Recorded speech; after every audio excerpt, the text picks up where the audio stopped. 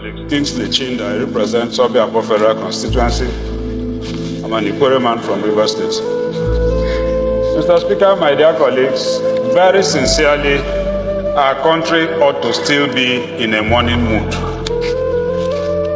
In fact, all of us in government and governance ought to be mourning the loss of Nigerians from January up till date.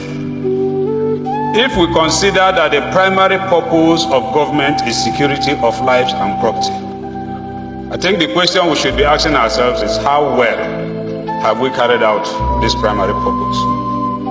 We're talking about a situation where those who are supposed to enforce law are even making public utterances that is provocative and could even fuel the situation, the very dicey situation that we find ourselves in. Mr. Speaker, let me just say that I support this motion completely and totally. And again, let me remind us, the problem we have is lack of rule of law.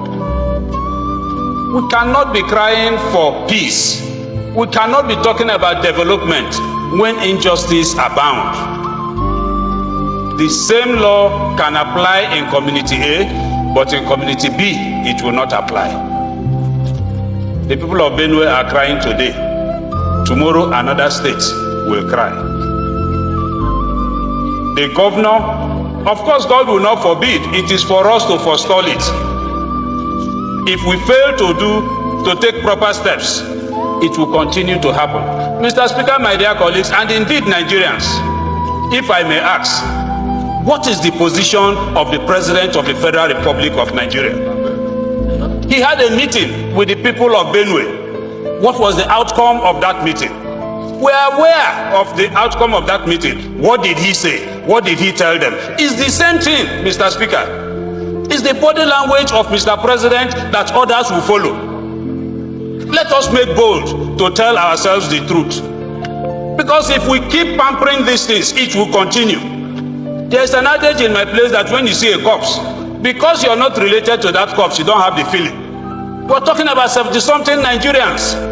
How will the international community be looking at this country? And we are legislators.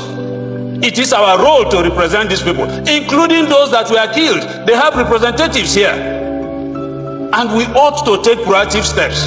Mr. Speaker, we need to wake up. No doubt, I will say it, that even the prayers of this motion, the Inspector General will sit on it and will not obey it. But we make bold to take that decision. Let him continue to disobey the instructions of Parliament. I will urge you, my dear colleagues, that we are not talking about any individual. We are talking about the future of this country. And that is why we are elected. Our interest should be the interest of Nigeria first, over and above our personal relationship with anybody. And there is nobody, not even the president of this country or any one of us here seated, that is bigger than the entire Nigeria. And so Nigeria should be put first. When we have this kind of crisis, we behave as if all is normal. That's why I said that we should be in a mourning mood. Those of us that are supposed to enforce the law, that failed to enforce the law, that led to the death of these Nigerians, should show remorse. But what is the body language of the law enforcement agencies? How can the Inspector General be talking about laws if they feel that the laws are bad? Our laws have also provided solution to that. They should go to court to nullify such laws and not to be making utterances that will give those who are supposed to obey the law impunity to disobey the law and continue to cause crisis in society. Mr. Speaker, my dear colleagues, this is a wake-up call. Like I have said, it is Benue today. We don't know where it will be tomorrow. Kanu has their own problem. Some of our citizens cannot go home. Why? The Inspector General advised that they should not go home. This is a democracy, for Christ's sake. How long can we continue to condone this? We're also approaching the elections. If we do nothing, and this country boils and goes into crisis, and we continue to lose souls, all of us will be held responsible because we are representatives of the people.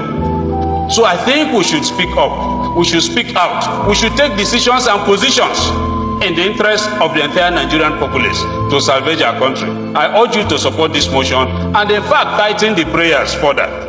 Thank you, sir.